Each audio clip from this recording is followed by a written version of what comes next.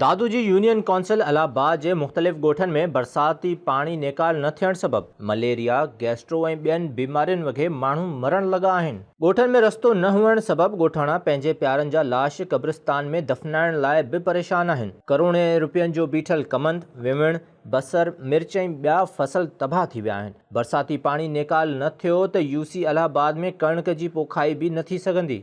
दादू शहर खां 20 किलोमीटर फ़ासिले ते ही यूसी इलाहाबाद जा बदनसीब ॻोठ आहिनि, जंहिंखे ॿोॾि जे वहिकरनि न पर बरसाती पाणी नेकाल न थियण सबबि ॻोठनि में ॿोॾि जा मंज़र पैदा करे छॾिया आहिनि। ॻोठ मोहम्मद याकूब पंवर, ॻोठ गाजी खान पुनड़, ॻोठ जाम खान, ॻोठ धणी बख़्श, ॻोठ बिलावल भुट्टो, ॻोठ हाजी अलाह ॾिनो पंवर, ॻोठ वाहण, ॻोठ पिपरी समेत 20 ॻोठनि में बरसाती पाणी मुसलसल बीहण सबबि ॻोठनि में मलेरिया, ख़ारिश, गैस्ट्रो ऐं ॿियनि बीमारियुनि वबाई सूरतहाल इख्तियार करे वरिती आहे, जंहिं सबबि माण्हू मरण लॻा आहिनि। दरावण न्यूज़ जे सर्वे मुताबिक़ 4 माण्हू मलेरिया विघे फौत थी विया आहिनि ऐं यूसी में तक़रीबन 100 करोड़ जो बीठल कमंद, विविण, बसर ऐं मिर्च ॿुॾी वियूं आहिनि ऐं ॻोठाणनि जा केतिरा ई घर किरी पट थी विया आहिनि। दरावण न्यूज़ सां ॻाल्हाईंदे ॻोठाणनि ॿुधायो त यूसी इलाहाबाद में माण्हू बीमारियुनि विघे फौत थी विया आहिनि, जंहिंजा लाश दफ़नाइण लाइ रस्तो नाहे। पाणी मां गुज़री लाश क़ब्रिस्तान खणी वञूं था। जेके असांजा फौत थी विया आहिनि वीचारा वॾड़ा ऐं नंढड़ा, उहे बि जेको पाणीअ मां जेको रस्ते मां वञी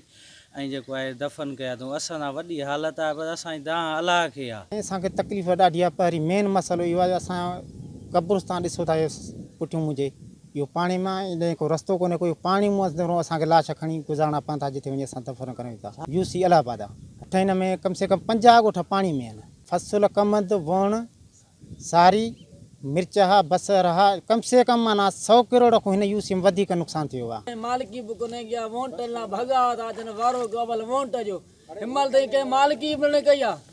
असां वञूं त काॾे वञूं?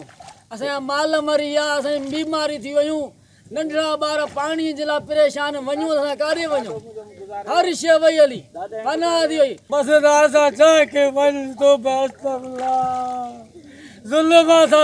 ॻोठाणनि ॿुधायो त ॿोॾि जहिड़े पाणीअ में दादू जे MNA रफ़ीक जमाली खां ॿेड़ियुनि जी घुर कई त रफ़ीक जमाली उबतो नाराज़ थी इहो चई वियो त खेसि बरसाति जो पाणी आहे, ॿोॾि जो पाणी नाहे जो अव्हां खे ॿेड़ियूं ॾिनियूं वञनि, जंहिं सबबि असां मजबूर थी टायरनि ते खटूं ऐं रक्षा जो छतो रखी घर अचूं वञूं पिया। 1.5 महीनो थी वियो आहे, को बि नुमाइंदो न आहे पिया थो। बार बार नुमाइंदनि सां असां राब्तो कयो आहे, को बि नुमाइंदो असांजी काल नथो खणे।